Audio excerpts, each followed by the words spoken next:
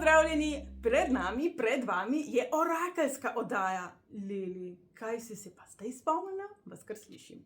Torej, v nadaljevanju je 77 orakelskih numeroloških kart. Vsaka ima odgovor na vprašanje, kaj je namen.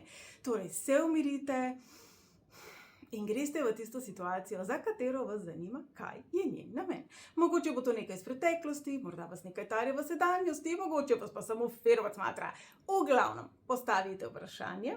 Če ste na mobitelu, potegnete tale kursor na YouTubeu naprej, pogledate, kje se je ostavil, če ste na računalniku, si pomagajte z miško, torej pejte na tisto sekundico, minutko oddaje, ki vas potegne, tam leži vaš odgovor. Če vam ta oblika ni ok, na moji spletni strani je kar nekaj setov brezplačnih orakelskih kart, vabljeni na www.lili-orom.com. Zdaj pa, kaj je namen?